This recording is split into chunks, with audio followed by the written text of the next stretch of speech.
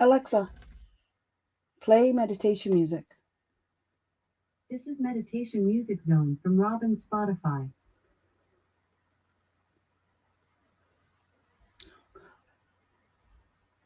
Today.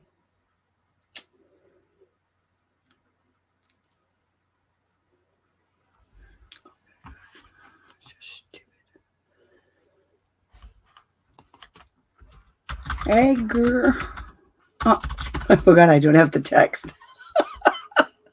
Hi. How you doing today? I left you alone today.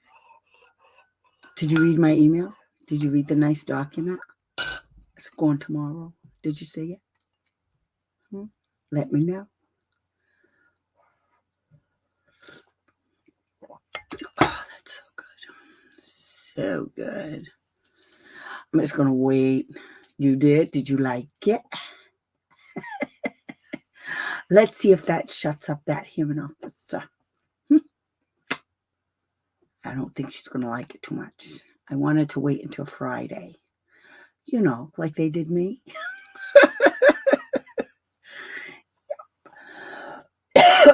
Oh, it's working.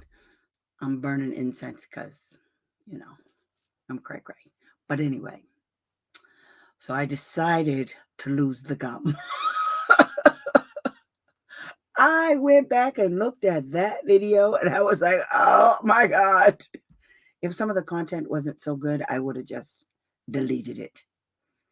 I look like a cow. I couldn't stand it. What is it? I created my own ASMR. Gum smacking. That's the new ASMR. Yep. So anyway, I don't know if people are going to come, and if they do, that's great. If they don't, it's also great because then I get to go off the air earlier. But anyway, I have to do this video because there's a lot of people that are asking, and still saying, you know, oh, OSEP doesn't do this and this one doesn't do that. Well, the problem is they're doing it wrong. That's why. It took me a long time to figure this out, guys. Now, what I'm going to talk about today is primarily about where we left off last week. So last week I started off with that wonderful, juicy letter from the department, from OSEP, the Office of Special Education Programs. And so this week I'm going to show you how it all started. I'm going to show you the request letter for regarding my complaint. And so it was the trigger. That was the catalyst for the shenanigans that went on. We see February, March, April, May, June, July, August, September, 7 months later. 7 months. Because they're stupid. Okay? They like to waste people's time and they think that crap is okay. It's not okay. It's not okay. But anyway, so we're going to discuss how it all started. And then I'm going to show you how, which I can't find. I don't know what I did with it. It's somewhere in my computer and I have to find it. But anyway, I will eventually. And then I'll show it to you guys. But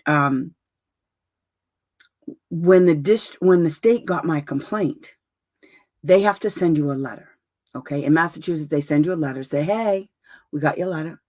And what they do is when they respond to the complaint that I filed to let me know that, to let you know that they got it. Sorry, my house is crooked. So everything leans out to the right. Everything is like to the right. Yeah. So I don't like it. But I'm not moving because to move would be an act of Congress. So for real. Anyway. So when you file a complaint, okay, I'm going to do it like this. No, first I'm going to tell you how it happens. So first you file a complaint, okay? So when you file a complaint in Massachusetts and in other states, they let you know, hey, we got your complaint. And then they say, when they write the letter to say they got the complaint, they're actually writing it to the school superintendent, okay? That's the only time the school superintendent is involved when it comes to special education, really. Most of the time, if you're talking to a school superintendent, they're just giving you lip service, okay? They don't really want to do nothing. I think one time in 30 years, I actually had a school superintendent that helped us out and got us the program that we needed for 2 little kids in Massachusetts, okay? So once in 30 years, that's what a school superintendent did.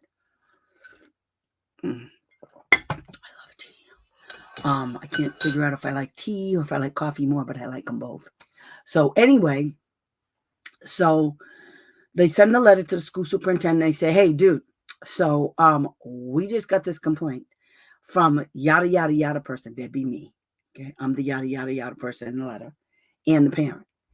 And we need, based on these violations, we need yada yada yada records. Okay, so that's how the state starts the investigation. Okay, they put it in writing based on your allegations. Okay, all of them. The state's supposed to do an investigation on all of your allegations. They can't omit it. They can't pretend it wasn't there. They can't ignore it. They can't do none of that crazy nutty shit. Oops, excuse me. I'm not advocating as much as before. So now, little bad words keep coming out of my mouth when I'm doing my show. Love the new layout. Oh, thank you. I didn't know it was new. Oh, I got a new bedroom cover because I said, I'll tell you that in a minute. But apparently my internet won't carry me doing background with StreamYard. But if I just don't do none of that stuff, like do pretty girl thing on your face, filter. Yeah, I did that last week. I looked like I was in a haze. He hated that one from last year. But anyway, thank you, Diane. And we're going to be talking because I'm just banging out stuff now. So you'll be next. Anywho, I know I keep telling you that, and it's just not happening. I got all your stuff. I didn't forget you. So anyway, so what the state does is they take your complaint and they break it down, and they say that the parent said this or the advocate said this, and this is what the law says, blah blah blah, and then they'll say, and we want this, this, and this from you. Okay, when I filed my complaint, it was 87 pages. Now, my complaint, when I say it was 87 pages, a lot of people get scared when they see my complaint. My complaint includes evidence. Okay, so my complaint might have been only 4 pages or 5 pages, but the evidence took up everything else, because when you file a complaint, you have to support your allegations with evidence. Remember, facts, law, evidence. That's how you roll. Okay? Because the school district is going to roll on what their feelings were, what their perception was. Is it going to go by, they don't have enough staff, a whole bunch of stuff that's not in the federal law. Okay? All of those reasons, explanations, and excuses why they didn't do their job does not help them. It helps us. So I let them bury themselves. Okay? So then I'm just giving you an overview. So then after we get the complaint, the state, once they get our complaint, they got 60 days to do the investigation, complete it, put it in finality and sign off and blah, blah, blah. And if they find that the school district was in noncompliance, then they have to issue corrective action. And then they tell the school district, this is what you have to do. We want you to do this, this, and this. They put timelines in there, a whole bunch of nonsense. Okay, all kinds of stuff the state has to give the school, and they have to do it. Okay, I'm not worried. I am curious who to file a complaint about the false police report from the Granite School District. Oh, that would be with civil rights. Okay, when we file it, all of that. So me and you are going to talk.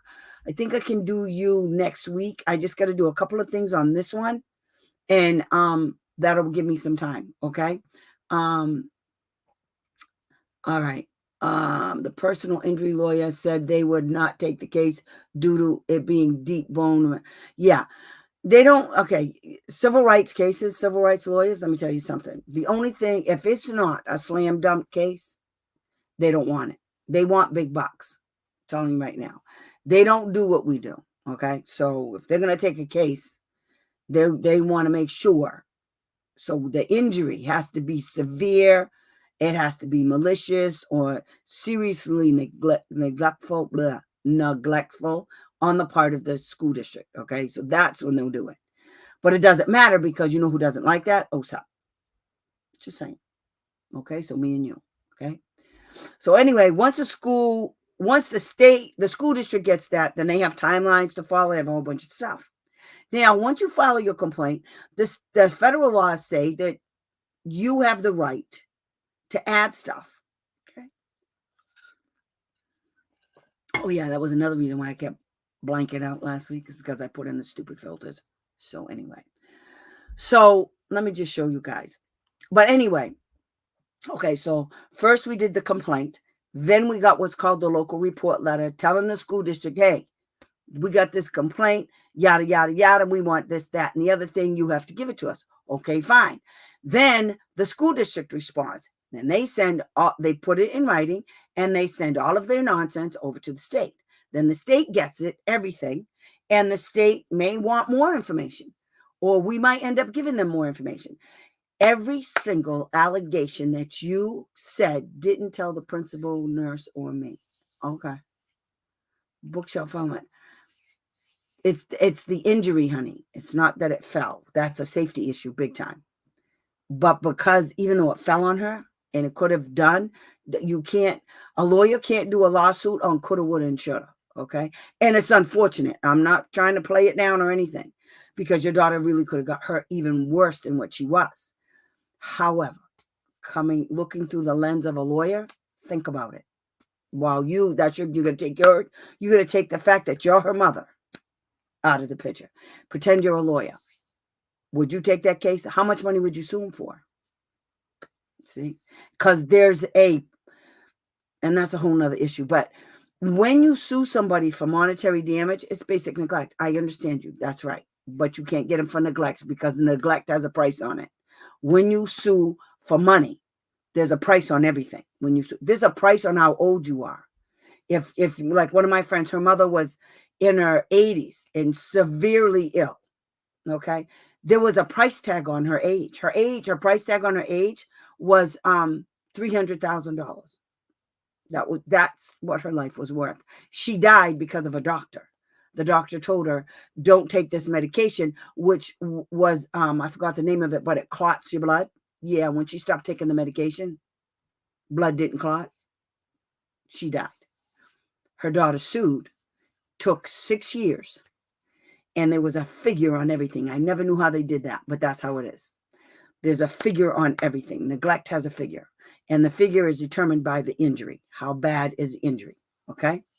So that's why I understand you're right. And if it was my kid, So anyway, so we'll talk more and I'll let you know, okay? So the problem in Massachusetts was this. I filed a complaint. I cited a whole bunch of allegations, which, by the way, guess what? They still haven't answered. They have not answered as to the personnel qualifications pursuant to Title I regulations and pursuant to federal regulations. Massachusetts does not have any criteria or standard or any means to track these people that they're calling paraprofessionals. They're saying, Massachusetts put a hiccup in it. Massachusetts said instructional. Bite me. There's no verbiage that says instructional in the federal requirements. Massachusetts put that word instructional in there. Excuse me. In their policy and their practices to get around, to do a workaround the paraprofessional. Oh, yeah. Sorry, guys. I've been trying to get rid of this cold now this is age. See, I'm getting old. So I can't even get rid of a cold, right? Anyway. So they never even answered it. And Barry Barnett thinks I'm done with him. I haven't even begun with that ding dong. Okay. I haven't even begun. He thinks I'm done. I just sent the draft that the state gave me regarding their new policies and written policies and practices on what they give to parents to let them know what the state's supposed to be doing. Yeah. I had a whole bunch of questions. I sent it back to him and I said, what is this? What is this? What is this? And what is that? Then I CC'd it to OSAP, who emailed me back and said, thank you, Tammy. We will be reviewing that. We will be reviewing their procedures. Yeah. See? That's what I'm talking about. Then, so the state comes back and I laid into them. And I said you didn't invalidate. Okay. The shenanigans that went on at the state level was because the state decided under these regulations. So first I'm going to tell you these regulations, okay? Because these regulations is your whole thing. It's your whole damn thing. There it is. Okay? And it's real easy to understand. Okay? It's not like it's rocket science, and it's not like it's like, 40,000 pages. Oh no, wait till you see it. I've showed you guys this before. Okay. So here we go. Whoops. I got a little carried away. Okay. So let me show you. Yeah, let me show you. Here it is right here. These are the three. Here are the three regulations that the state has to use in order to complete an investigation that's in compliant with federal regulations. That's what they have to do. Want to see something? Watch. Okay, so now I gotta shut this off. Okay, do that. Okay, so you do this. So first, the state has to do this. So under federal regulations, the state had to do all of this stuff in here. They had to they had to write written procedures. This is big, okay? The written procedures that the state had, they just had to redo because of one kid. Do you understand? This was based on one kid in one itty bitty school district in itty bitty Massachusetts. Do you understand? One kid. Because of their shenanigans, they had to do the one thing that the feds say they have to do. This, it says right here. Can you guys see this? I can make it bigger up. Let me make it bigger up. I gotta take me out. How do I take me out?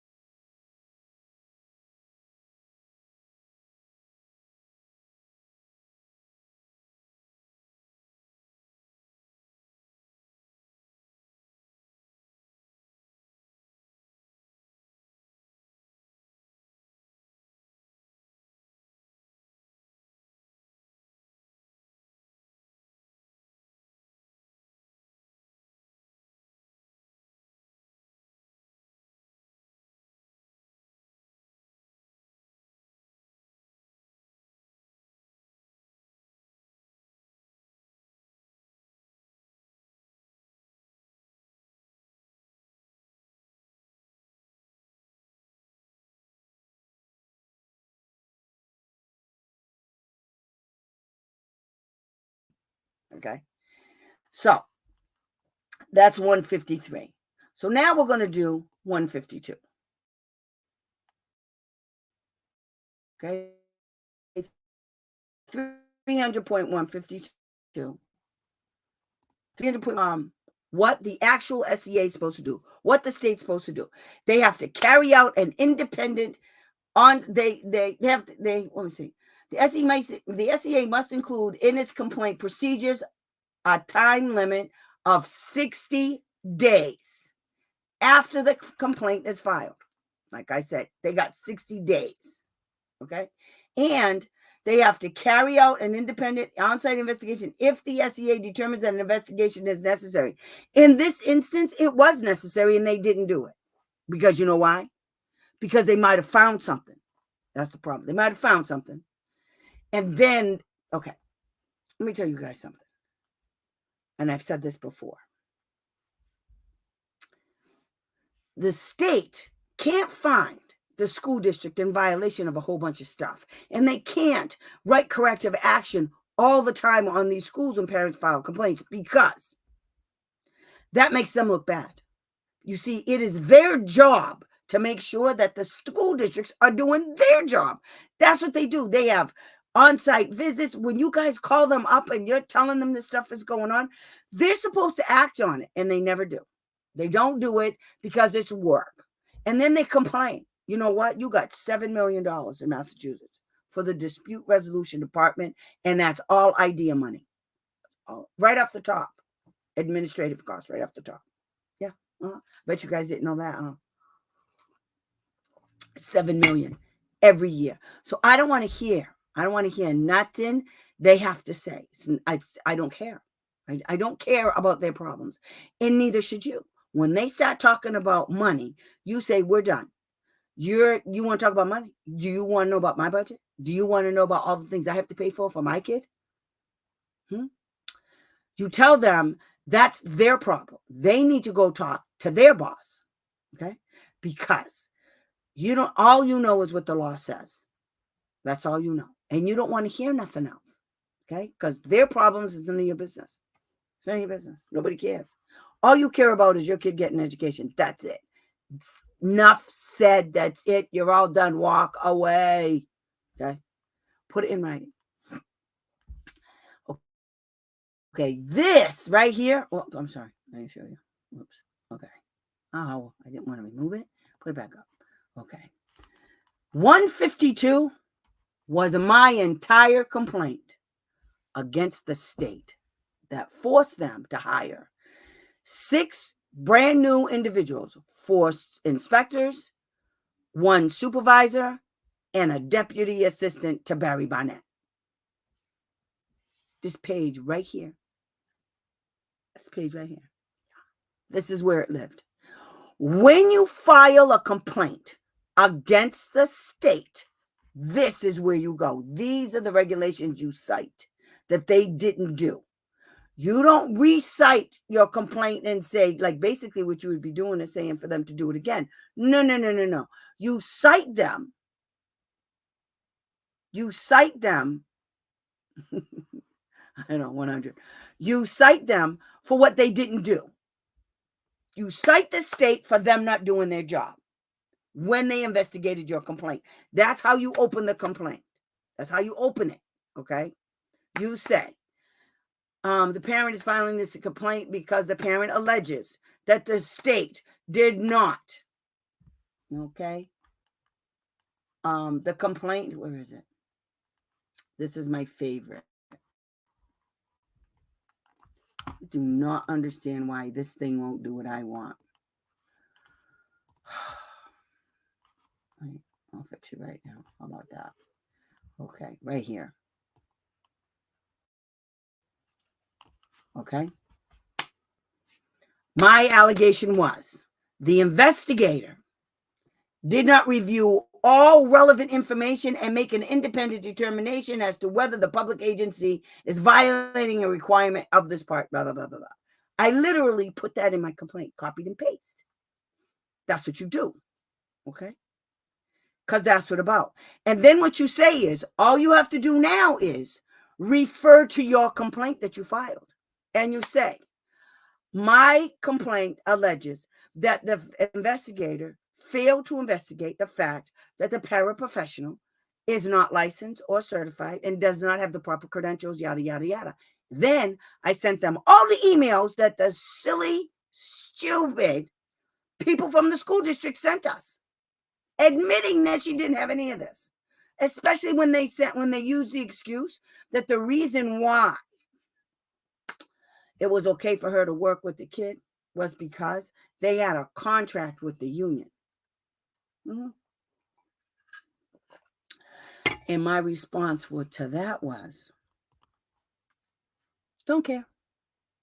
Your union contract cannot violate, I literally put this in writing, your union contract cannot violate federal and state laws, okay? And for it to be legal. And it doesn't matter that it was for COVID, stupid.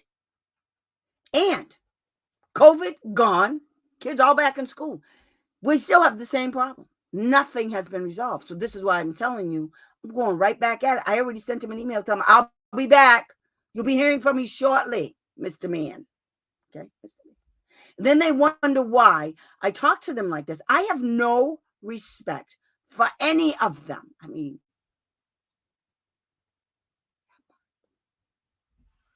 they don't, in order to get my respect, just because you have a title does not mean jack doodly squat to me. You have to earn my respect, okay? And I demand respect. You know why? Because I know what I'm doing, okay? You can't get around me. So when you say this, I say that. But when I say that, I got facts, I got law, I got evidence. What you got? You got your feelings? Do you have any idea where you could put your feelings? Because when Congress sat down and they wrote up all of these laws, you know what they didn't put in there? The district's feelings. There's not one regulation on 307 pages of federal regulations. There's not one that talks about the school district's feelings. So that means feelings are not a part of IDEA. Because if feelings was a part of IDEA, then that would also have to be for us too. Okay. But see, the school district is under the impression, which they like to make parents believe, that the federal regulations for IDEA is about them. In essence, it is. It's for them to follow and for you to enforce as the parent. That's how it works, not the other way around. You see, they can't make you go to a team meeting. Okay. They can't. They can't make you go to a team meeting and then say it's okay for their lawyer to be there. Meanwhile, back at the ranch, you requested the paraprofessional with no credentials come to your meeting. The same paraprofessional is providing one-to-one services to your kid all day, every day. She's more important than the special education teacher and the regular ed teacher, who, by the way, didn't even bother to show up. How about that? Yeah. Okay. So they didn't review any of this. This was all in my complaint. All of it. Personnel qualifications, team meeting process, whole bunch of stuff. And this chick, Heather Montaldo, no, they want to make you feel as if they are qualified people and anyone else needs, bite me, okay? Because none of that's true. And all you have to do is tell them, good, go get the documentation. I need facts, law, and evidence. Tell them, go get it. Put it in writing. Tell them every time they tell you some cray stuff, you guys, you tell them to put it in writing. You know what they won't do? That. You know why? It's a lie. Okay? It's a lie. Do you see these laws that I've been showing you tonight? Doesn't say anything in here about anybody's feelings. It says this is what you have to do, school district. Because you know why they have to do it? Because they signed an agreement with the feds. The state signed an agreement with the feds that said that they would 100% implement IDEA regulations and any other regulations that are related to the IDEA. Okay? And if they don't, the feds can come in and take their money. because that was part of the conditions upon which they received $643 million approximately every year for over 30 years. That's why they have to do it. They don't want you to know that, but that's why they have to do it, because they're crazy and they're I don't know what's wrong with them. I don't know why they're in education. I don't get it. If you don't like to educate, if you don't like education, get the hell out of the way. We're talking about people's kids here. People, stupid. Anyway, okay. So that's the one right there. Review all relevant information and make a decision. Now there's another one. Where is it? Okay. Now, usually what will happen, because the school district knows you don't know, the school district come back and say, well, we want to do mediation. Let me tell you something about mediation, okay? Just so you guys know. Mediation is voluntary. Yeah. Just because the school district wants it doesn't mean you have to agree to it, okay? And if you go to mediation, do me a favor. Write down everything that you want. You want dates. You want your mediation to look like have all of the contents of how they have to write the service delivery of services for your kid on the IEP. That's what you do, okay? And that's what we did. When I wrote my complaint, that's what I tell them. Okay, on such and such a date, I got everything is very clear. Okay, I'm going to show it to you. So, their written decision has to include findings of facts and conclusions and the reasons. Okay, here we go. This is the other one I got them on. Okay, the reasons for the SCA's final decision. They didn't include that either. They just said no. There was no explanation, no reason, no nothing. They just walked. You know why? Because they assumed we weren't going to read it. And when we read it, I was plucked. Okay, I was plucked. I couldn't believe the things that were not in there.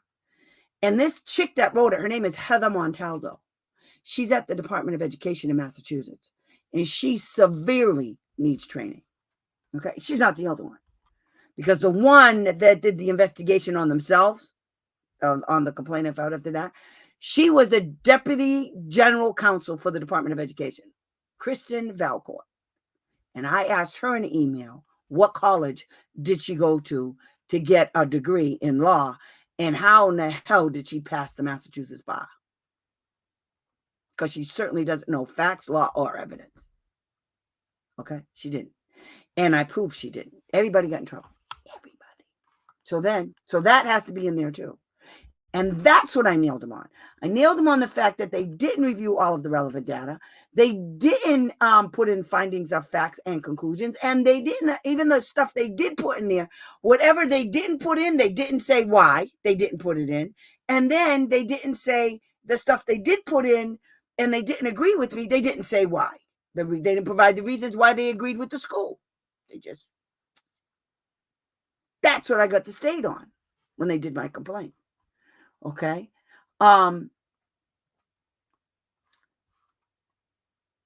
So be careful when you file a complaint. Be careful that they don't come to you and say they want to do mediation as if you have to. You don't have to do anything. You tell them you're not doing mediation because you're not waiving any rights. Here's the reason why you don't want to do mediation. If you do mediation, any claims that you may have had that you didn't include in your complaint, you are actually waiving. They're going to make you waive it. Don't do mediation. Don't do mediation unless you're 100% sure of what you're willing to lose, okay, in order to get what you want. Sometimes you do want that. You do want that mediation. Sometimes you load the deck and you say, I want this, I want this, I want. Really, you don't really want that. Okay, it's like selling a car in the newspaper. Okay, when you want to sell a car and you want $1,500 or you want $1,000, you put it in the paper for $1,500. Some person comes along and they keep knocking you down, finally, you say, okay. They get real close to 1,000. You say, okay, I'll take 1,000. They think they got something when all along, that's what you wanted in the first place. So that's how you play this game. I'm telling you guys. Stop trying to play like you're part of that school. Stop trying to act like you're going to be one of them. You don't want to be one of them. They're stupid. Okay? You're better than that. You have more sense than that. And you can beat them at their own game. I'm telling you, you can beat them. Okay? That's what tonight's all about. Okay? How to beat them. What I just explained to you is the difference between you filing a complaint against the school district and then waiting for the findings from the state about what they said about what you filed, and then taking that complaint and filing against the state using the state complaint procedures against the state and using your complaint findings in your complaint. Okay? So they're not when they do an investigation of themselves, they're looking at what the investigator did. Okay? They're looking at what that investigator did when they did investigated your complaint, and whether or not that investigator implemented federal regulations in that process. And in our situation, the state had to come back and say they did not, because I'm mean. I'm a really mean person. I don't care. I was sending emails. I was letting them know I'm not the one. You better fix this. That woman is crazy. I don't understand. This is what happened. Here's the documents. What are you talking about? I mean, up until recently, Barry Barnett just told me in one of his writings, he said, when he's trying to explain this away, he said that he reviewed on the paraprofessional certification, he said that he reviewed 5,000 pages of evidence. I don't know where he got that. My complaint was only 87. And I don't even think the complaint to them was much more than that. So I don't know what he's talking about. You know what I did find out? One of the exhibits he sent me, first of all, it was all the same stuff over and over, and duplicates all over the place. And not one page. I'm talking duplicates of like 23 pages of things. Some of the stuff I gave them because they're stupid. So I have to send them stuff for them to read that came from OSAP that says what their job function is, because they're stupid. They can't possibly think I'm stupid. So if anybody's stupid in the room, it's got to be them, because I wrote it up right. And they don't know what to do with me. And I don't care. Okay? So now I'm going to show you what I did, because this is off the chain delicious. Okay? So first, I'm going to show you our complaint. Okay? I'll show you the complaint, because they're dumb. So let me see. Okay, here it is. This is just a hot damn mess. Okay? So, there you go. See what it says up there? See? Ding dongs. Okay? See this guy right here? Yeah. This guy is the school superintendent. See what it did? And then down here it says, I got something to show you guys too. See, down here it says, the Department of Elementary and Secondary Education received a written statement of concern, a complaint, involving the Westfield Public School District on February 6, 2023. This case is still going on. It's almost a year.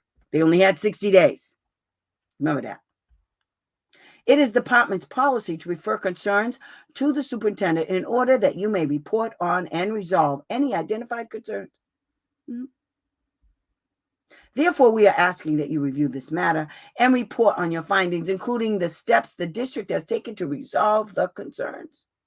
If the complainant, that'd be me and the mom, is satisfied that the concern is resolved, the complainant may contact the department to withdraw the concern at any time. Yeah, no, that never happened, because they just dug their heels in. You know what they say nowadays, double down. They double, triple, then quadruple down, okay, because they're crazy. They're crazy. They would rather climb a mountain to tell a lie than stand on the ground and tell the truth. I'm telling you, because these people ain't no good. And it amazes me, because I don't understand why. Okay? Because it's not like their job is on the line, because let's face it, they don't get in trouble. These people don't get fired. They just don't. You know who gets fired? The state special ed director, the town special ed director. I mean, those people get fired.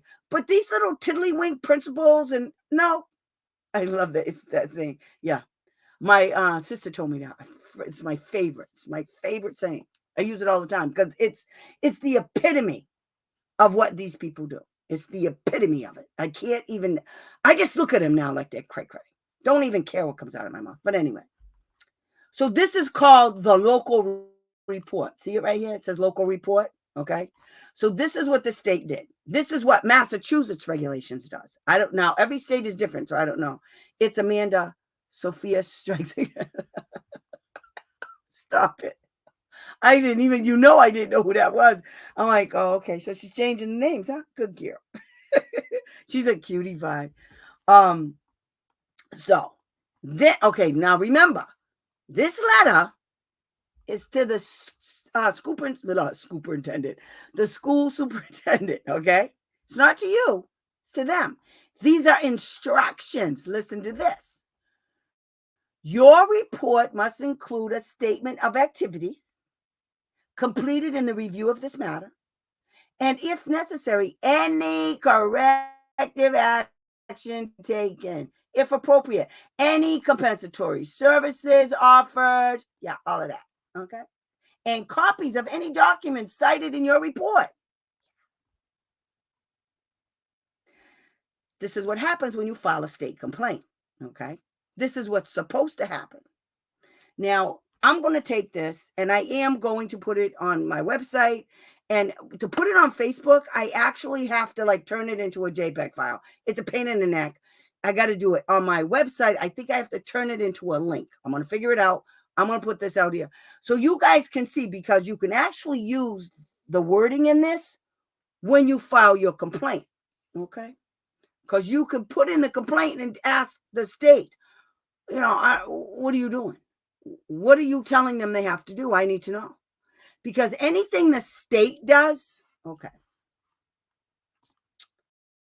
guys, anything the state does, State Department of, you have a right to that record.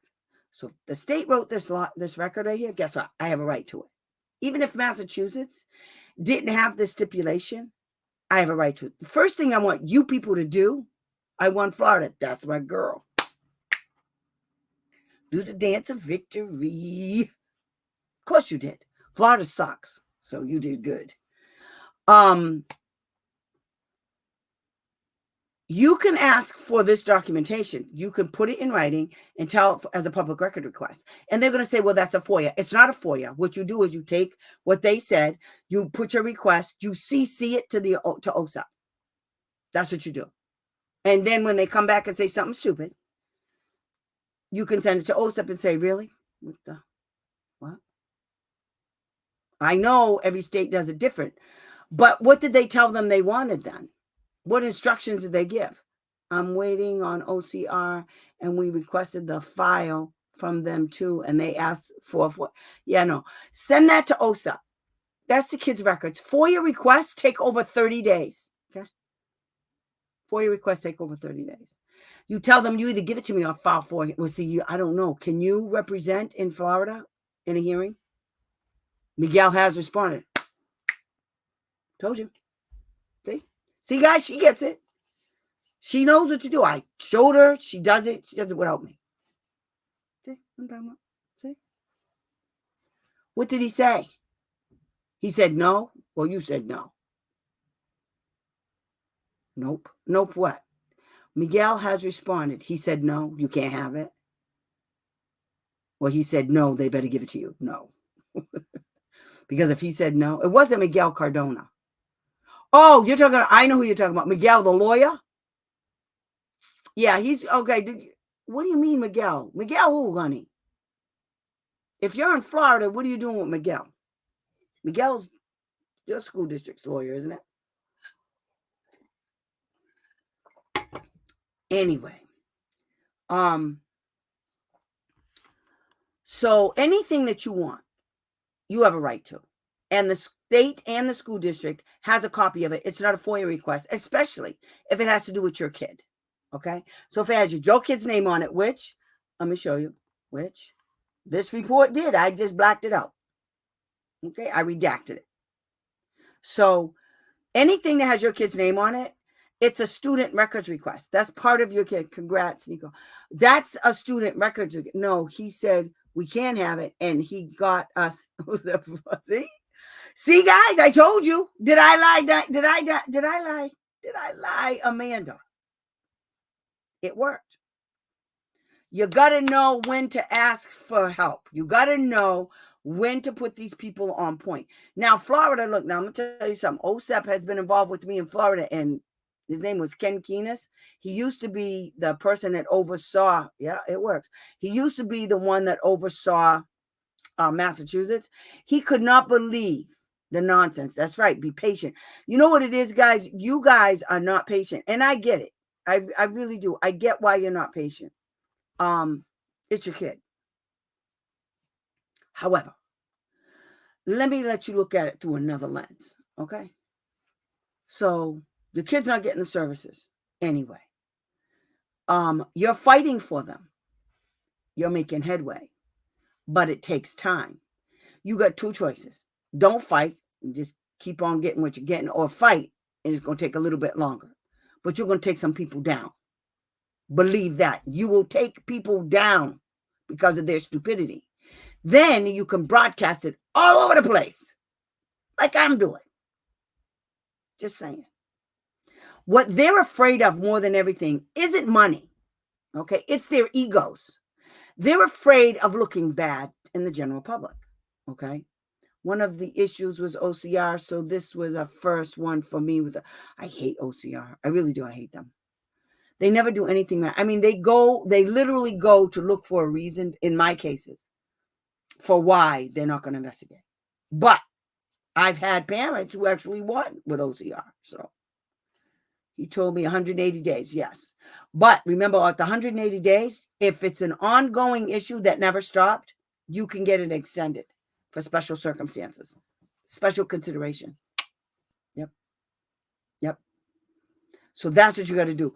But okay. So anyway, so it's not a FOIA request because it's a record. It's under student records. You have right to public access, and that's under 300.613, and there's a bunch of them. It's access to the records. They can't tell you no. They can. Anything I tell you guys, I say they can't tell you. They can, and they do, but you can fight them on it, and then you make them look stupid. Okay, when you guys have to fight them over stupid shit, let me tell you something. You get nasty with it, okay? You make them know that you know they're dumb, okay? You play dirty, okay? You put it out there so everybody can see. Create a Facebook page on your school district. Here's a trick. Go on Facebook, because every school district does it. Every school district has a Facebook page. So what you do is you go on Facebook, you look up your schools, okay? You look up the name. Make the name of your Facebook page about your school real close to the name they already have. So anytime somebody looks it up, guess what? They're going to get yours. They're going to get yours too. And you know what they're going to find out on your Facebook page? That they can post stuff. Yep, that's what you do. I got one for OSAP.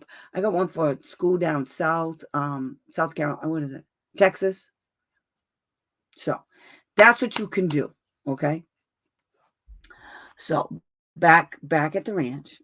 All right. Just remember that. They can tell you that, but you can fight back and legally. And it might take you 30 days anyway, but then you go broadcast it because now it's a violation. Okay. They can't tell you that you can't have access unless you wait 30 days. That's bullcrap. That's a violation of your right to access. There's no timeline on there. They can't say you can just call them up and ask for an appointment. As a matter of fact, what you could do is, I forgot. I learned a whole bunch of laws regarding Title I thanks to my girl. Okay. So this one little kid right here. So if you're a kid, most schools, because they're greedy, you have to remember greedy. Okay. Most schools apply for every grant there is under the sun. Okay. Most schools don't want you to know, but there are conditions upon which they get the grant money. And those conditions, if violated, can be swept away. All of that money can be taken away from them. They signed an agreement, okay? And in that contract, it lists all the enforcement action that the feds have or whoever gave you that grant. Most of the time, it's a Fed. Okay. So when they give you that, then when they get the money, they have to comply with all of these regulations. I completely lost my train of thought. But anyway, they can't tell you no, that you got to wait 30 days and you got to do all this crazy. They did that to one of my clients. I don't know if it was Massachusetts or another state. I can't remember. You file a complaint, because here's what I know. If you file a complaint against them for that FOIA violation bullshit and you cite the federal regulations, not the state, the federal regulations under IDEA, if the kid's on an IEP, okay? You cite the regulations, you nail them on that. What are they going to say? Because now you got an email and you got a letter that says you can't have it. You get a FOIA request. It's not a FOIA request. And the records are it's in their possession, in their custody, in their possession, and in another building. It doesn't matter. They have your kids' records. What they did with it after they created them and they put them away, that doesn't matter. Go get them. We don't care if it's on the top of that mountain that you climbed to go lie. Okay? We don't care. Go climb that ladder again. Go climb that mountain again. Get up there and go get my records and come back down. File against you. It takes 60 days to get an answer. While they're doing the investigation, you're going to get your documents. That's how you play dirty. Okay? That's how you play. That's how I just remembered. Title I, if your kid is in a Title I school, 9 times out of 10, all the schools in Massachusetts and almost all of the districts across the United States are Title I schools. If your kid is in a Title I school, which is real easy to find out, you just go on their website or you ring, hello, Department of Education is a yada, yada, yada school district, Title I school. They'll tell you yes or no. Or they'll tell you where you can find out. Okay? They'll tell you can go to the school or not. I can go to the feds too. Or this girl I know, Tammy Joya, she can tell me. And then when I file the complaint because the school district's not giving me the records, because they're in a Title I school, they have to give you the records upon request. That you're out. Don't go to FERPA. Don't go to FERPA. Don't even file with FERPA. FERPA is there just a name only. They're just on a piece of paper. It's sort of like the paraprofessional law or policy in Massachusetts. It's just there. It's just hanging. It's like a picture on a wall. It's just hanging. I don't know what FERPA does. I know what IDEA does. And I know what Title I says. I know what IDEA does, and I know what Title I says. And Title I says that if a parent asks for the records of the qualifications or anything of the school district regarding their child, they have to cough it up right away, especially credentials. Yeah. And if they don't, they violate Title I. And what you do is you contact the state and you find out. In Massachusetts, to file a Title I violation, you go through the same process as what I just did with the school district. But the cool part is what I just found out. After looking at it, I did find out that after you file the complaint with the state and you don't like their answer, you go straight to the feds. You take your complaint and you do the same thing that I did with the state complaint against themselves, and you file it against the state with the United States Department, with the United States Secretary, with the United States Department of Education, Secretary of Education. That's Miguel Cardona. Says it. There we go. It's right in the paperwork. Okay? Listen, guys, there's more than one way to skin a cat. When those people tell you something, believe this. It's a lie. It's a half-truth, or it's something they made up in their little teeny minds to stop you from getting what you need for your kid, to get the proof, to get the facts. That's what their job is, to stop you from getting the facts so that you can tie the facts to the law and so that you can tie the evidence to the facts and the law. You understand? Those are the 3 things you need: facts, laws, evidence. If you have all of that, you're good. So the job of the school district is to keep you away from the facts. And the facts, you know how they say that? The devil is in the details? They're not kidding. The devil is in the details. That's how you take a school down. You have to remember there's more than one way to skin a cat, okay? There are laws under IDEA regarding records. There are laws under Title I. If your kid, anytime they get a grant from anybody, and you can go look up all of the grants your school district is getting, and then you can use that information against them. And that's your job, okay? Your job is to get the dirt on them so that you can use it against them to get what you need for your kid. And 9 times out of 10, you can win by doing that. The lawyer can't stop. No lawyer can stop you. You're not in a hearing. And even if you were in a hearing, the lawyer can't stop you. You know what the lawyer could do? File a motion for protection order. Because they're stupid. Okay. That's not going to do nothing either. Okay. Oh, guys, I just found out something. To file an appeal in federal court, you can now do it online, and you can go and get information on anybody's case. It's free. It's called a PACER account. I'll get into that another time. As soon as I do it myself, then I'm going to show you guys how to do it. Okay. Because you can file an appeal on a decision from a Department of Education. Yeah, from a hearing officer. You can file an appeal on that. Now I'm going to tell you how you could do it yourself. Yeah. And you're indigent, and guess what? You do it for free. You can do it online, and that includes serving these people, because you got to make sure you serve the people that you're filing against. It has to be in there. I'm so glad my parent in Florida got it right away. Smart cookie. Good. Having a smart parent is very helpful. It's very helpful.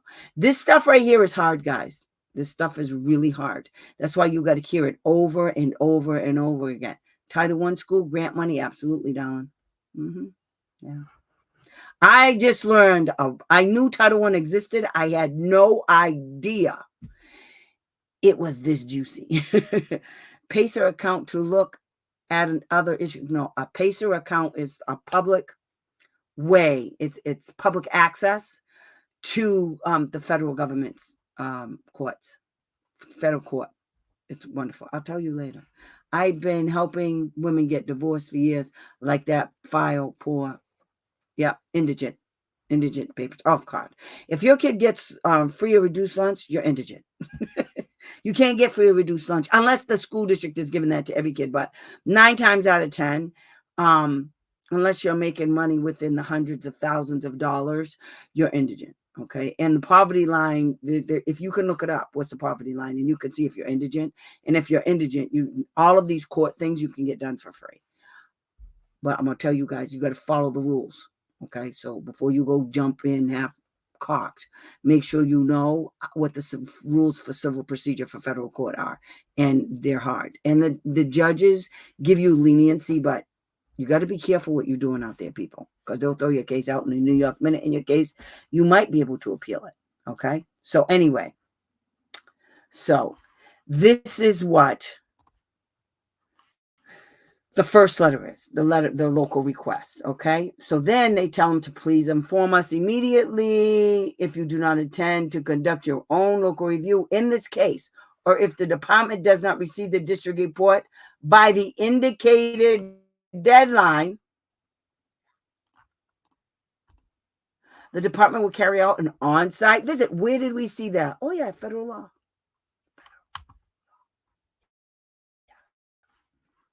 To file a complaint. Is there a way to pull up the issues with the other staff members over the past year? My district been arrested for SA along with the issues that I have been dealing with. I don't know what you're talking about. I don't know how to pull up any of that. The only way you guys can pull up a case is if there was actually a lawsuit. Okay, if there was a lawsuit, then the case wasn't closed, you should be able to look it up. Just type it in. That's how I found out about one of my cases. One of my cases, I found out that the BSEA issued a decision, and then according to the docket, according to documentation that I obtained, there was a summary judgment that was filed, and then the parents won the summary judgment, and the entire case has been remanded back to the hearing officer in September this year. Yeah. There's some juicy stuff with that too, I gotta tell you guys, but not right now. So anyway, so you can look up stuff like that to file a complaint. No. You can go look up if there was a complaint, but you have to go through the state. If the state even does it. In New York, they redact the complaints and the hearings so badly that you can't even see who the case is, who was it about, what school district, can't see nothing. It's like the only thing they have on there is and, the, but, how come, why, what for. That's the only words. Nothing else is in the friggin' thing. But anyway. So this is what I'm telling you. So this is a request for local report that went to the school superintendent after I filed the complaint. And here's what the state is telling the school district. Okay. Now, in the department's initial review of enclosed statement of concern, the complainant, we are advising the complainant we are advising the complainant of certain concerns that will not be investigated. See, that's the other thing they'll tell you. Okay. So the complainant just still failed to extend. I don't even know how this is in here. 502 minutes per day. In reality, the student is in school for 360. No. But see, this is what I'm talking about. I got to go back and look at this again. Because that's exactly right. That was the friggin' problem. Because they had her in school for 502 minutes on her IEP when in actuality she was only in there 306 hours a day. 360 minutes is 6 hours a day. And she deliberately misread my allegation. And the problem was that the IEP was doo-doo caca. That's why it was written like that. It wasn't good. So please contact the director. The department requests that you report the following remaining concerns and any systemic occurrences of them. So this is where she cites my complaint and my allegations. Okay, here's all my allegations. Okay, see, I cited this law. I cited the complaint IEP is not reasonably calculated to meet her needs, and therefore the school district denied FAPE, and then they cite what FAPE is. And then I said they violated least restrictive environment. These are all laws. And then it failed to provide FAPE, and then I explain why. So she puts that in there. The department will investigate this allegation, yada, yada. So this is what they're saying. These are all the things, all of this stuff right here is all of this is what I'm alleging, and these are the laws that I cited. And so they're reciting them again. This is what they're going to investigate. So this is big. So these are all the things, and they still haven't done it. They think they did, but they didn't. I got more. Get this. So I filed a complaint against the school district, and the corrective action against the school district was damn near zero. But then I filed a complaint against the state for not doing the investigation properly. And they end up having to hire 6 people and all kinds of stuff, rewriting the procedures and all kinds of stuff they have to do. Everybody at the department that works in this department for problem resolution, they all have to be trained. But the school district didn't get in any trouble whatsoever. How is that possible? That's going to be my next complaint. It doesn't make any sense. These people are cray-cray. They're just cray-cray. There's nothing we could do. I'm trying to get to a place. Okay, here it is. So after they wrote all of that, right, this is what they said. The district's report is due no later than February 27th, 2023. Okay? You are also required to send this is the part I wanted you to see. In Massachusetts, people, okay? When you file a complaint, you have to send the school district a copy of your complaint with the evidence, and the school district has to return that favor. Whoever you're filing against, it could be the school district, it could be the Department Human Service Agency, and hi Barbara, and it could be yes, I did. And it could be the state themselves. So whoever you file a complaint about, they have to send a copy of everything they're doing to us who filed the complaint. Okay? So at a minimum, they're telling them this. Please include copies of the following documents. All of these documents they put in here, they got to send to us. All of this stuff. Should the district acknowledge noncompliance regarding any allegations? Yeah, right, as if. Please include in your report the proposals for corrective action or state the corrective action that has already taken place. Yeah, right. Should the district and parent resolve the issues, yada, yada, yada, and they just talk about all, and there's her name, Heather Montaldo. Yeah, she's dumb. Oh, shoot. I did that wrong. I forgot that. So anyway, okay. So that's what started the ball rolling. Okay. So now we're going to go look at what the state's finding. I can't find the local report.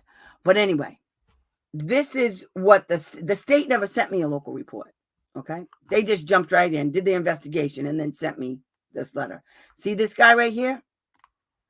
This is the state special ed director at the Department of Education in Massachusetts. Okay. That's what this guy is. This guy right here is the director of PRS, problem resolution. Okay. And this right here says letter of findings. Okay. So the letter of finding is, again, after they did their investigation, this is their conclusion. Okay.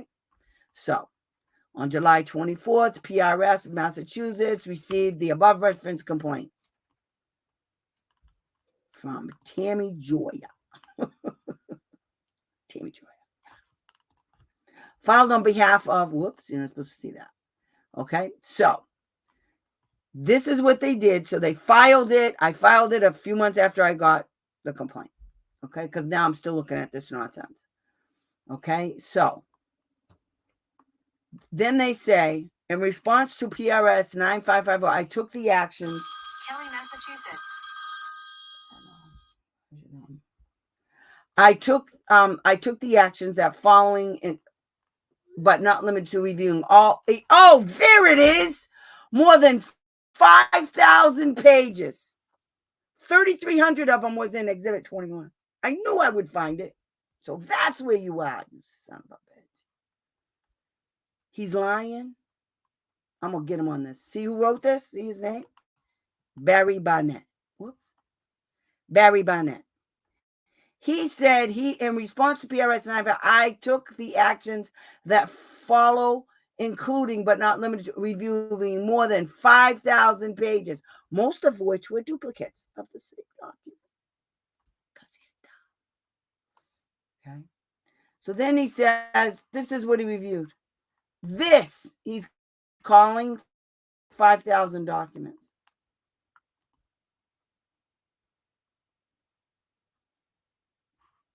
I'm going to ask him, how did this turn out to be 5,000 documents? I reviewed the complaint. So that's what generated this. August 10th, I requested a local report from PRS and the department. I reviewed the local report submitted on the 28th by PRS. I guess I did get it. I reviewed 4 email exchanges, 4 email messages from the complainant. That'd be me. Documents linked within those emails. That's why he kept doing it, because he's stupid. I reviewed PRS information, blah, blah, blah, blah, blah. So the findings of fact, because they didn't do their job right. Okay, so here's the findings of fact that the law says they have to do. Okay. SCA failed to provide the parent with the reasons. See, this is it. They didn't give me the reasons. See? For their findings that the district met the Title I, the district did not meet it. I'm going to put, this is the letter I got to make sure I keep. Because I'm going to go back in and file against him again because he's wrong. He's still wrong. Okay? So these are the regulations that I cited against the state. See, these regulations aren't the same regulations you file when you're filing for FAPE and all of that stuff. This is how they're supposed to spend the money. These are the procedures that they're supposed to use when they're investigating the district. Okay? So, and then he says the underlying complaint. Okay? Local report 555. So he lists all of this stuff. In investigating, PRS contacted district by phone twice. Okay. PRS also attempted unsuccessfully to contact the parent by telephone. We were done. This is the second complaint regarding pretty much the same issues. Now it's because they didn't do their job, because they're stupid. Okay. So then he goes all the way into this, and then so he's talking about the request. So I'm trying to get down to where the good stuff is. Because he found out that they didn't do their job and all of that stuff. And in this letter, he tells you how. So here is the decision. Here's the BSEA decision on my complaint that I filed against the state. Then I filed a due process complaint against the state regarding their PRS complaint. I did it on purpose because I knew they were going to come back and say their decision is final. We can't do anything. But you know what I can do? I can't take the problem resolution systems to court, to a hearing at the BSEA. But you know what I can do? File complaints against them. And they have to investigate themselves.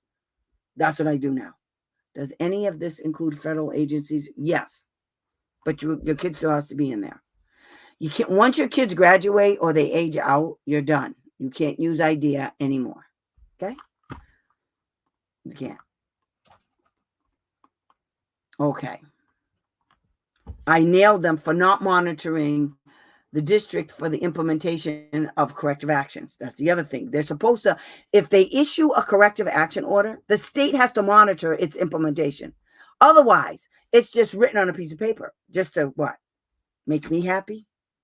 No, because you know what happened? They did the same thing again. They've continued doing it, in fact, because they're stupid.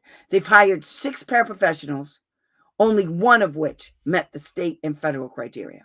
One. And the state doesn't even have one, so they're getting another complaint because the state doesn't have any criteria other than a page on their website saying that they have it with a stipulation that it's for, only for the only paraprofessionals that are providing instructional support services. I don't even know what that means. It's stupid. And if that's the case, then I proved my point because that's what it says in my kid's IEP. Academics. Okay, so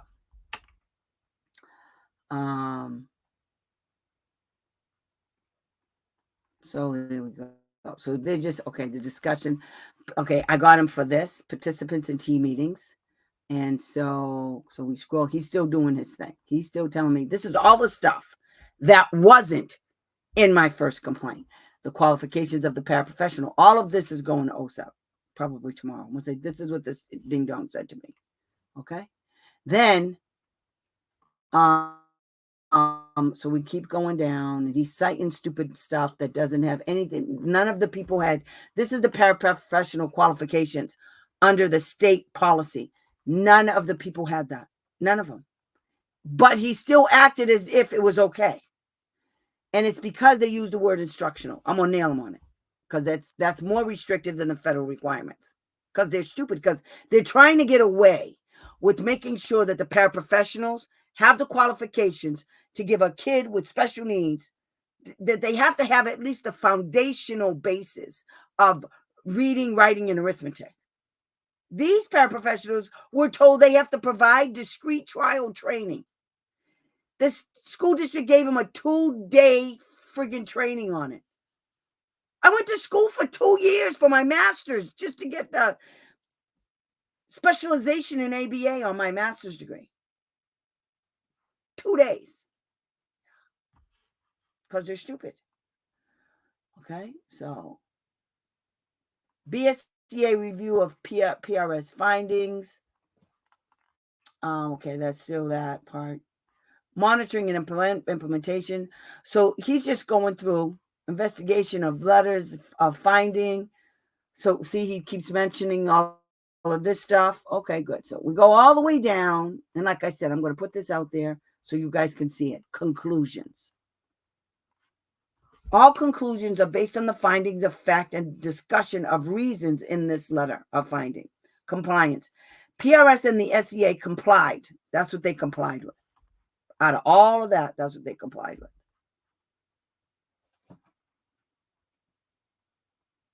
You know what they didn't put in here? That they complied with the paraprofessional.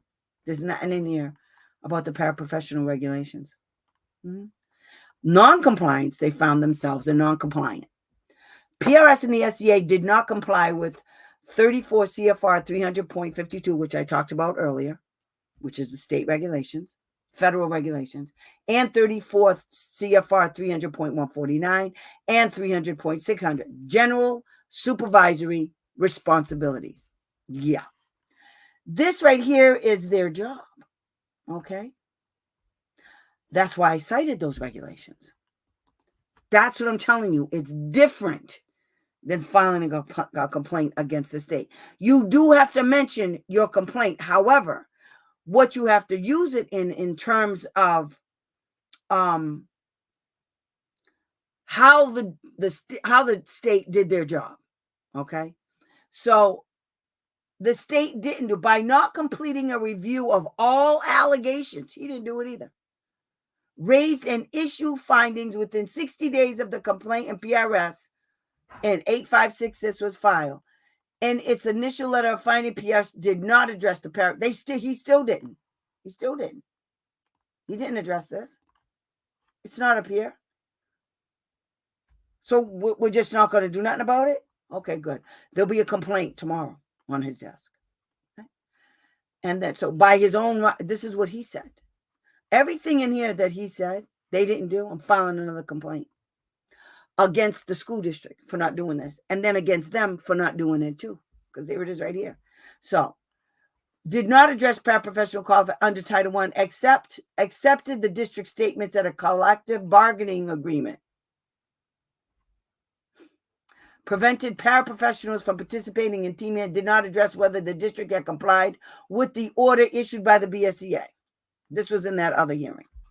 Additionally, PRS and the SEA did not comply with 151 through 153. When, to correct mistakes in the initial letter of finding, it issued an amended letter of finding more than 60 days after. So they allowed themselves to extend their own complaint because they didn't do their job right. Yeah. Because they're stupid.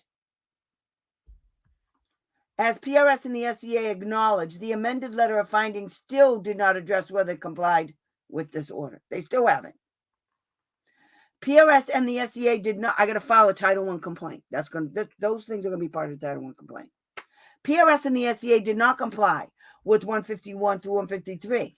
This is all the stuff I just told you earlier, okay? I live on the Illinois-Wisconsin line. I visited Wisconsin Therapeutic School. Thank God I am an advocate. Good, I had an advocate. This is God's work, I swear. Barbara, Wisconsin does the same thing, and they allow everybody, Barbara, honey. I know you think it's just you. It's not.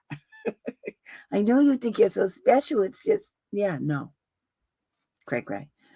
Private school hires lay people to teach special needs students without teaching a degree. Yes, they do. You don't need a degree per se, but you do need to be able to prove that you have the foundational skills. For instance, if you went to college, you have to have at least, I believe it's 48 credit hours, okay? Either an associate's, a bachelor's, or a master's. But if you have either, a bachelor's or a master's, then you're golden anyway. Okay. So, it is cray. So if you don't have any of those credentials, if you just had a high school diploma, that's not enough. It's not enough to just have a high school diploma. Okay. It's not enough that you worked for some agency. It's not enough. Not under Massachusetts laws, not under federal laws. A paraprofessional has to meet certain criteria, working with students with disabilities under Title I and under IDEA. I don't know what their problem is, but I guess I got to drive it through their thick skulls, and I'm good. I'm all set. I'm going to do that. I'll be back here telling you how they had to change their laws in Massachusetts and make that whole thing real. I'm going to tell you how I did it because they're stupid. Mark my words, okay? Write today's date down, okay? So they said the state complaint procedures, when considering the initial letter of finding, because the procedures adopted by PRS and the SEA are silent on reconsideration. I'm just learning about the cesspool. No, you're not. You've been in it for a long time, girl. I've been with you for a couple of years now. In the South, yeah. Oh, yeah. Oh, God. They're so crazy in Florida. I don't understand. I had a page before and I made a sign, like a highway sign, and I put it on my Facebook page, and it said, welcome to Florida. In parentheses, it said, if you have children with disability, please take the next exit and go back from which you came, because this ain't good. Okay. I literally put that on my Facebook page. Look, just like a highway sign. So,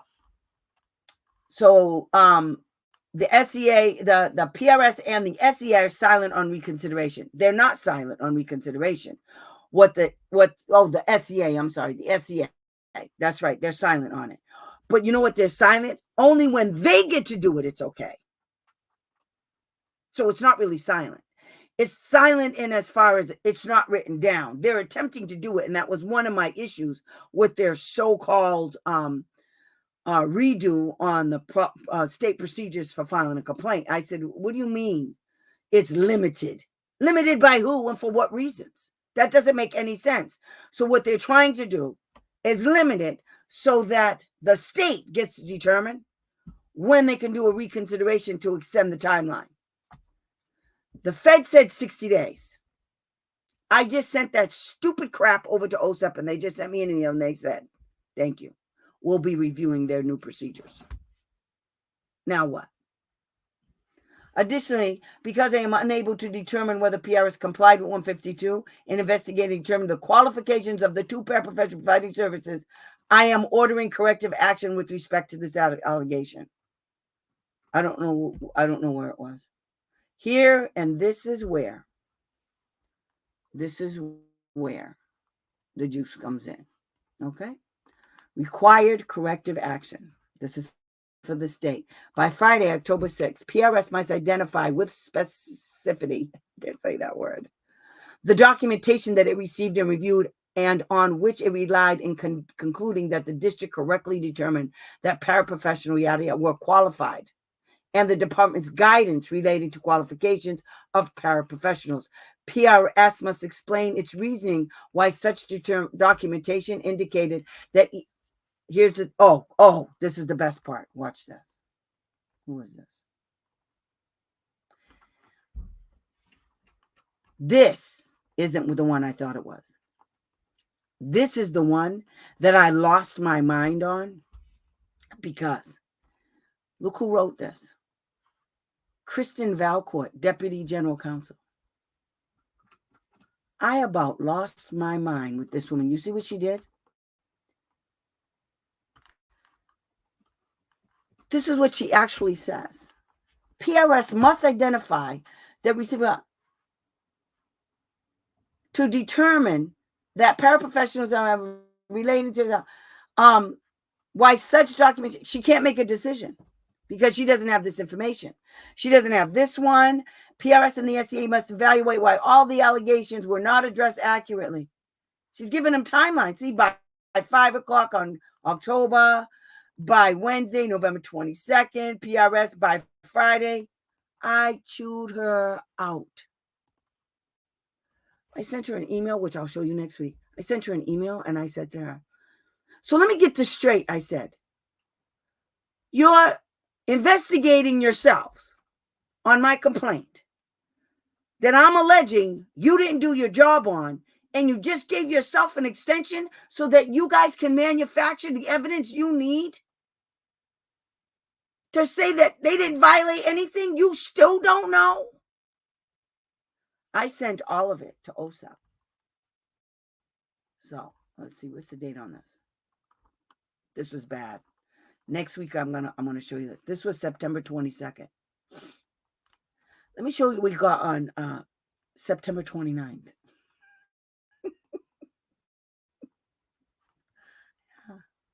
This is Valerie Williams. She is the OSEP director. Okay, let me tell you what she did.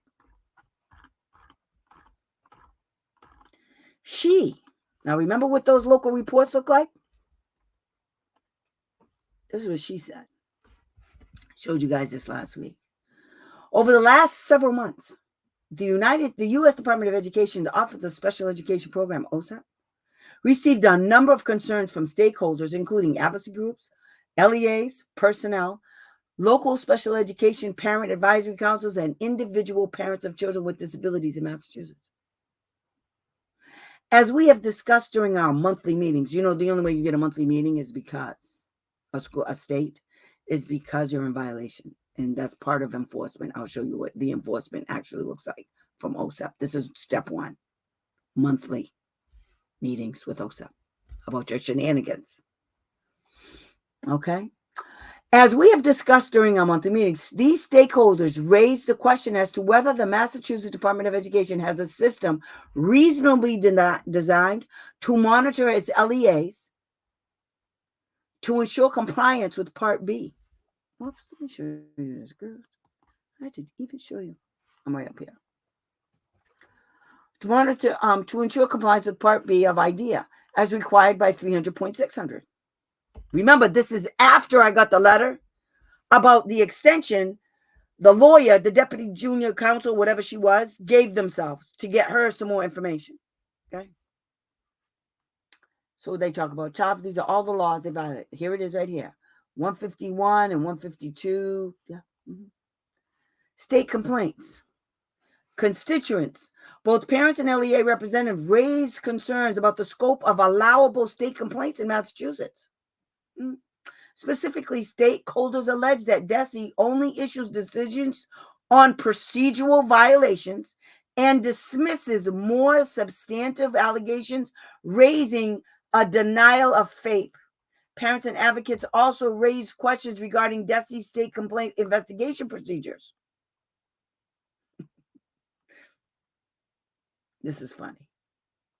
Finally, state raised questions about tracking of state complaints, how the state is ensuring state complaint decisions are implemented, and whether the parent retains the right to file a due process complaint after the state investigation is completed.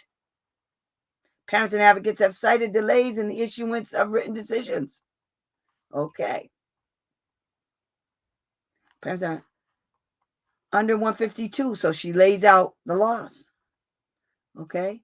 So she tells you she talks about dispute resolution procedures. Do you know how many times I sent that to the state, to the school district and the state? Yeah. That's a whole bunch of questions. I mean, a whole bunch of pages. And once a written decision is issued, so she breaks down. This is good for you guys to have because it breaks down what the state is supposed to do once they get your complaint, okay? And how they're supposed to do it. Once a written decision is done, and like if they find a non-compliance and all of that stuff, this is good for you guys to know, okay? Because it has all these laws in it, and then you guys can go and look at it, okay?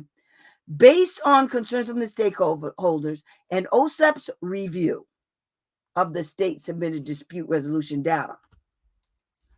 Because remember, they've been doing a monthly review. Mm-hmm. Publicly available state policies and examples of state complaint decisions. OSEP is concerned about the decrease in the number of timely state complaints decisions and the increase in the number of pending state complaints. Really? So, therefore, OSEP is requesting that DESE submit the following information within 60 days. This is what I showed you the last time. So this looks remarkably similar to the local report letter that was sent by the state to the school superintendent. Look what they're saying, policies and procedures. So they got to send this about investigating complaints, any protocols, any of this stuff. Child find. This is the stuff. Just like the state asked the school superintendent for. This is the same thing. And they give them a timeline. Okay. So while we're waiting for their answers, the feds are waiting for theirs. They had 60 days as of September 29th. So now I'm going to go get all of that stuff. I'm going to go get it because this was sent to the feds. And I know they're not going to give it to me. But you know what they have to do? Because it's a matter of public record. They have, Massachusetts Department of Education has a public records request. Will you put it in? I'm going to submit all of this. And I'm going to say, pursuant to this, I want all of this. Everything that you guys had to send to the feds, I want copies of. I want it all. Because I have a right to it. Because this was because of my 2 complaints. I had 2. They were similar. In fact, the cases were so similar, I kept getting them confused. Yeah. So, monitoring, compliance, all of this stuff. When I gave this letter to the parents, they were like, Tammy, this is about me. I said, yes, I know. I didn't know if you would see it. Oh, God, yes, I see it. Mm-hmm. samples of any memorandum of understanding or other agreements between the SEAs, LEAs, and 766 schools. Barbara, you know what that's regarding? I did send that 42-page report to OSAP. I just found the email the other day. I do so much stuff I can't remember. And you know, I'm old. But yeah, I did. I found the letter. So they did get it. And that's what this is all about. Okay? 42 pages the Boston Globe did on Massachusetts special ed residential schools and the crap that goes on in those schools. In one of the cases in which my client was in, they said that the staff person put cayenne pepper on the kids in the kid's mouth to make the kid stop doing whatever the kid was doing. I didn't even read the report because I was going to get pissy real quick. Yeah. Okay. My kid was in that school. And the reason why we knew about that Boston Globe report is because we had to, my client was so upset because she kept getting these incident reports about her son getting into altercation and 5-point restraints, all kinds of crap. She was so upset. One day I was like, wait a minute. I said, girl, do me a favor. She said, what? I said, you call the police over there. And what you do is you tell them you want them to go do a wellness check. Your kid is in their school. He can't talk. You don't know what's going on. You keep asking them. They won't give you anything. She went up there. Well, every time they went up there, and when the cops do stuff, they create a report. So when they get the report, you can get a copy of it. And the reason why she got a copy of it is because, one, it's her kid and she's the legal guardian. But two, the Boston Globe got it because he's over the age of 18. So they got it. Yep. And when they contacted her, I told her, ask them. She called me up. She said, Tammy, they're calling me. I said, okay, good. I said, ask them how they got your name. And she did. And she said it was because of the police report. This is why you cover your kid's ass all the time. Don't worry about the ramifications of your actions. Let me tell you what happened to that parent because she did that. Nothing. Nothing happened. You know why? She created a paper trail. And then the Boston Globe picked it up and they created an even bigger paper trail. Pay attention, guys. Pay attention. Line up your ducks. When somebody tells me that OSEP doesn't do anything, I'm going to throw this letter at them. Okay? The only way OSEP will do stuff is if you do your job. Okay? OSEP can't be everywhere all the time. They don't know every little thing that these schools are doing to everybody's kid. They don't know they're doing it collectively because they lie. You understand? They lie. They lie on paper, and OSEP doesn't have the manpower nor the time to go into every single one of these school districts in every single state and make every single state do their job. They just don't. I mean, Massachusetts got audited in 2016. There was an audit, and the audit was under OIG, Office of Inspector General, and they found all kinds of things wrong in Massachusetts. So it's not the first time. And I truly believe with all of my heart, there was a woman that used to work at, for as long as I've been an advocate. She was there up until 2016. Her name was Marcia Mitnock. She was before Russell Stover over there, whatever his name is, Johnson. His name's not Russell Stover. Well, I believe she was the first, she was the state special ed director before him. There was an interim in the state, and then Russell came on board. I believe with all of my heart that the reason why she no longer worked there as of 2016 was because she was asked to resign. I believe that. Now, I can't prove it, but I do know. There was a whole bunch of things going on, and all you have to do is read that 2016 audit by the Office of Inspector General. They had to be super annoying to get. Yes, you do. You have to be on. They don't like me. They talk to everybody else on the phone, but they don't talk to me. I don't care. The last time I talked to one of them people, they know I'm a hothead too, and I don't care nothing about it. I just, oh, guys, guess what I'm doing? I gotta tell you this. I am making, and I don't know who will want one, but I'm just telling you, I'm so excited. I crochet, guys. I'm going way off the deep end, but I was just thinking, I am going to crochet a puzzle piece blanket for autism, and I'm hoping to make at least 2 or 3 of them for April for Autism Awareness Month. And I'm going to be making jewelry, bracelets, beaded like these, but they're going to have the little charm on it, necklaces, and earrings. I'm going to even try to make a beaded weave earring for autism. So I can't wait to, I'm starting it right now. And I had to help the GBTAI girl. Man, I almost lost my mind. I don't know what my computer's doing. It's acting stupid. And so it decided, Google and everybody decided they were just going to screw up everything. So I didn't have it and I had to go find it and I'm paying for it. So, you have to remember your email address or you're screwed. So I have to go look in all my emails, pull them up and find them. That's how I figure out who my thing is. But anyway, I thought I lost it. I'm going to show a bunch of you guys you guys want to write emails to blow their minds. I'm telling you right now, I have found, because it was one of my parents that told me about this. And at first I said, absolutely not. Have you lost your mind? But I go cray sometimes when I'm writing these emails and I know it. So I got dibs on one. Oh, on the blanket. Oh, I cannot wait to start. I bought the yarn, everything. I'm ready to go. As soon as I get done with this, I'm going to start. It's a graph. I'm jumping all over the place because I'm excited. It's a graph. It's for crocheting, but it's called a graphghan. And so I found this. I kept looking and looking. I saw one and I was like, I started doing it. I was like, yuck, that's ugly. And then I started another one. I said, yuck, that's not going to work. And then I found the one. I found it. I was so excited. So I bought it. I bought the pattern and everything. So now I'm going to go start it. And I'm hoping that I can do this. And I think I can because it's just straight lines back and forth. You're just going to drop the color, pick up another color, drop another color, go for color. Do all of that stuff. So I can't wait.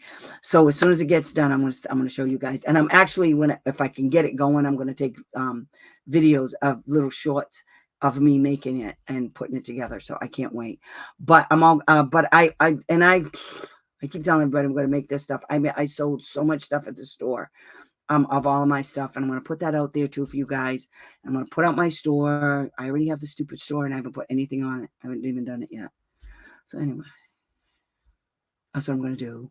So I can't wait, though. I got really excited about the piece, the puzzle piece blanket. It's going to be yellow. It's going to have 2 color blues in it and a red. And a little bit of white, one on each end, but it's little. So anyway, it's going to be really pretty. I can't wait to get it done. So I hope you guys like it. And I'm going to put my tag on it that's going to say handmade by Tammy J.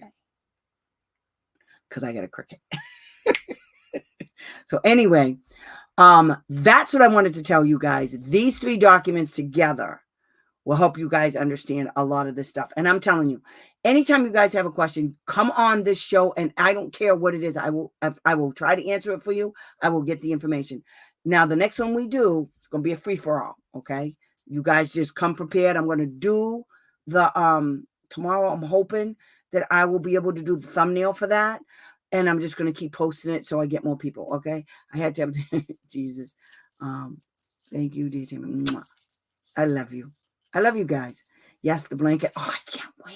If I can do this, it'll be a miracle. I love to crochet, guys. I mean, I hurt my hands and everything, and I love doing these. And thank you. Oh, good. I hope you liked it this time. Okay, see, no, don't chew the gum. ASMR. That's what I was doing the last time. I'm going to go in there. I'm going to name it. Do you guys know what that ASMR is? I'm going to go in and I'm going to put it in the comments and it's going to say ASMR at a tutorial. It's going to be because I can't believe I did that the last time. It's so tacky. I mean, really? It was so tacky. I felt like Peg and what is that show that used to come on? The guy used to have his hands in it, Bundy. That's what I felt like. Anyway, I want to thank you guys for coming, and I hope I didn't bore you too much, but, this kind of stuff is what makes it for me. It takes a long time. It takes a lot of fighting, and it takes a lot of everything. I will be prepared to share. Okay. So just so everybody know, like I said, I'm going to try to get this out there. Maybe I could do it over the weekend. I got to do a couple of things on Friday. One of us watching my mom's dog, because that's what I do on Fridays, and all the dog wants me to do is sit on a couch and crochet. So she can crawl right up underneath me, put the blanket over her head, and that's where she stays all day until my mother comes home from shopping. That's what she does, because she's sick now. So anyway, married with children. That's right. I felt just like Peg. Oh my God. That's what. Go look at that video. It's a hot mess. Do you see how the video isn't going in and out? I hope you guys like this background because it's going to be like this. It's going to be my bedroom from now on. I don't care. It is what it is, guys. I love you guys. See you next Thursday. I told you I'm going to keep it up. I'm going to keep it up. No, next Thursday is going to be a free-for-all. You guys can ask any questions you want. You tell me, and I will give you the answer as best as I can. And remember, any answer I give you is based on your question, okay? The answer could be different if I have more information. But I don't want more information because I'm not advocating for each individual kid anymore. This is how I'm going to do it. So you guys tell me what you want to know, and I'll put it out there for you. Real easy. Easy peasy. Lemon squeezy. Good night, guys. Talk to you next week. Mwah. Love you.